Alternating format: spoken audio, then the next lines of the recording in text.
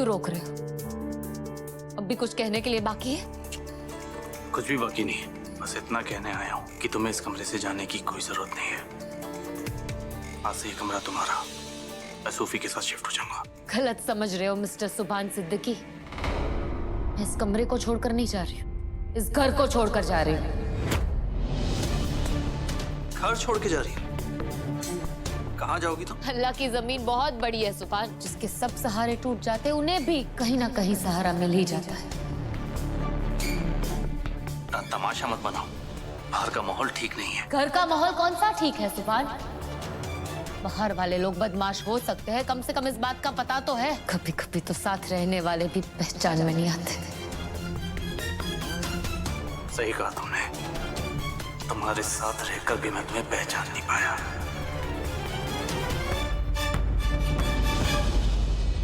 मैं सिर्फ इतना कहना चाहता हूँ कि बाहर जाने की कोई जरूरत नहीं है। अकेली लड़की हो, माहौल ठीक नहीं है। तो क्या हो गया? अकेली लड़की हूँ तो क्या? कुछ हो जाएगा मेरे साथ, कुछ गलत हो जाएगा, किडनैप हो जाओगी, कुछ बुरा हो जाएगा? जो हो जाए हो जाए, उससे बुरा तो नहीं होगा जो तुमने मेरे साथ किया है। तुम होश में नहीं हो इबादत? मैं होश में हूँ, पूरे होश में हूँ सुभान सिद्दीकी। तुम्हें कहीं जाने की जरूरत नहीं, ये तुम्हारा अपना घर है। मेरा घर था, अब तुमने इसे गुनाह का बाजार बना दिया है। ये मेरी अम्मी का घर हुआ करता था। तुमसे निकाह होने के बाद मैं इस घर में तुम्हारी बीवी की हैसियत से रहने लगी थी, पर अब यहाँ दम घुटता है मेरा। निकाह किया मुझसे और मेरी बहन के साथ नाजायज ताल्लुकात बनाए तुमने। ऐसी फजा में मैं सांस भी कैसे लूं? तुमने ना सिर्फ मेरे ख्वाब, मेरा यकीन, मेरा भरोसा तोड़ा, तुमने मुझसे मेरा घर भी छीन लिया है सुभान। यहाँ के जर्रे जर्रे में मुझे तुम्हारी बेवफाई की बू आती है। मैं एक पल भी यहाँ नहीं रह पाऊंगी।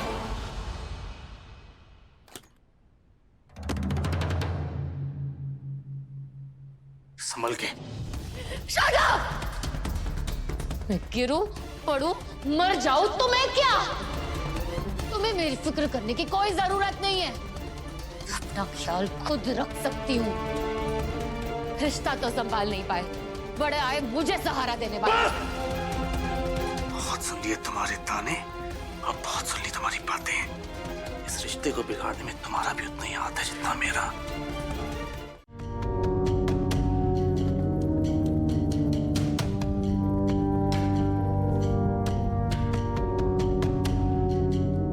बचपन से तुम्हें चाहा, सच्चे दिल से चाहा, पर तुम्हारी मोहब्बत वो मक्कार मन्नत थी।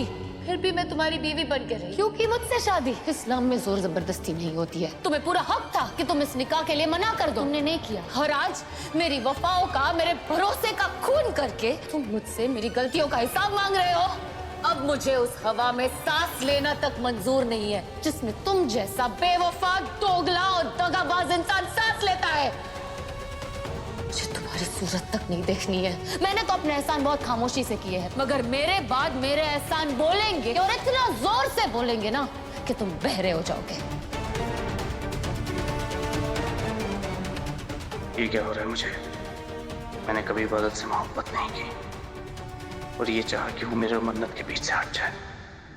आज जब मेरी तमन्ना पूरी हो चुकी है, जब वो मेरी जिंदगी से, मन्नत की जिंदगी से, बल्कि इस घर से भी जा रही है, तो मुझे बुरा क्यों लग रहा है?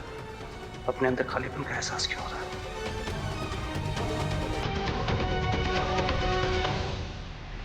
सुभान बेटा,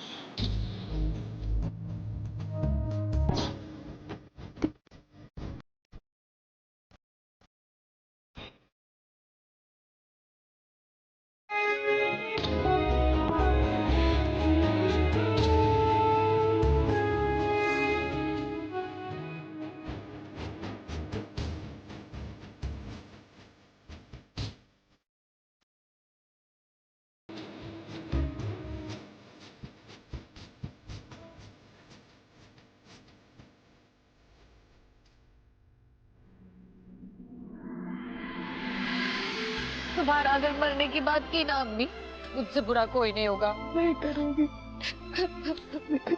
तुम मुझे छोड़कर जाने की बात नहीं करोगी। नहीं करूंगी।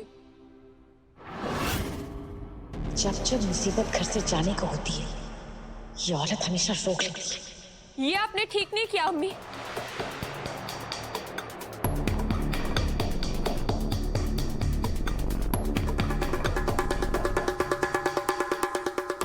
काश आपने इबादत को जाने दिया होता।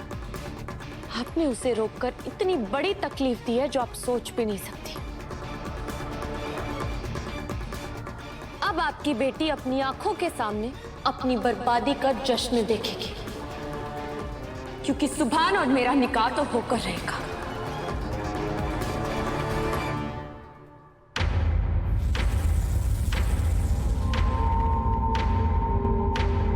अम्मी, कैसी शादी? कौन सी शादी? इस घर की मालकिन मैं हूँ। अम्मी, दुआ भाभी। और मैंने किसी निकाह की रजामंदी नहीं दी है। क्या कर रही हैं आप? बहुत हो चुका अम्मी।